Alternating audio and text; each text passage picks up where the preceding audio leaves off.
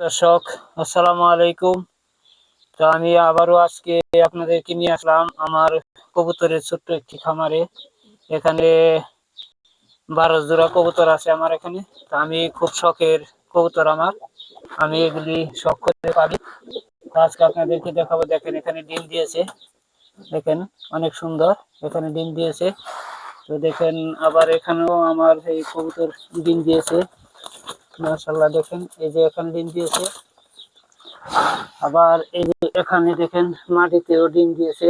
এই যে আবার দেখেন এখানে ঘরের ভিতরে ওখানে ডিম দিয়েছে। এই ঘরটা আমি রেখেছিলাম এটার উপরে বসার জন্য, এদের ভিতরে ডিম দিয়েছে। দেখেন এই যে ডিম নিয়ে বসে আছে। তো আবার দেখেন এখানেও ডিম নিয়ে বসে আছে, দেখেন এখানেও ডিম দিয়েছে ছোট্ট বাচ্চা, এই যে এখানে। তো আবার দেখেন এই যে এখানে বাচ্চা দিয়েছে দুইটা।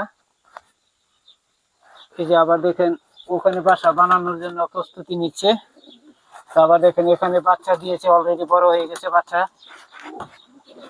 এই যে দেখতে পাচ্ছেন আমাকে মারতে চায়, বাচ্চা দেখাবে না। দেখেন তো আবার দেখেন এখানে ডিম নিয়ে বসে আছে। আবার দেখেন এই যে এখানে, এই যে এখানে বাচ্চা আছে। দেখেন এই যে বাচ্চা। তো মাশাআল্লাহ 12 জোড়া কবুতরের মধ্যে 1 2 3 4 5 6 7 জোড়া কবুতর অলরেডি বাচ্চা ও ডিম দিয়ে বসে আছে।